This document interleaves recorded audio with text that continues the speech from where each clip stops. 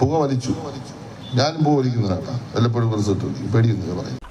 ഇതാണ് ഹൈറേഞ്ചിലെ വിപ്ലവ സഖാവ് ശശിയാശാൻ. പ്രതിഭയുടെ മകനെതിരായ കഞ്ചാവ് കേസിൽ നിസ്സാരവൽക്കരിച്ച് വിവാദ പരാമർശവുമായി മന്ത്രി സജി ചെറിയാൻ. അച്ഛന്റെ സ്വഭാവം വയസ്സ് 70 കഴിഞ്ഞു, പലയിടത്തും അടങ്ങി ഒതുങ്ങിയിരിക്കാതെ ഇപ്പോഴും പുകവലിക്കുന്നത് മഹാപരാധമാണോ എന്നാണ് യു പ്രതിഭയെ വേദിയിലിരുത്തി മന്ത്രിയോട് ചോദ്യം. എന്റെ സമപ്രായക്കാരായ മറ്റുള്ളവരെക്കാൾ വളരെ വ്യത്യസ്തമാണ്. പുകവലിക്കുന്നത് മഹാപരാധമാണോ എന്നാണ് യു പ്രതിഭയെ വേദിയിലിരുത്തി മന്ത്രിയോട് ചോദ്യം. ക്ലാസുകൾ കട്ട് ചെയ്ത് സിനിമയ്ക്ക് പോകണം, എന്നും കള്ളു കുടിക്കണം, ഈ കോളേജ് കോമ്പൗണ്ടിലെ മരത്തണലുകളിലൂടെ നടന്നൽപ്പം പ്രേമിക്കണം.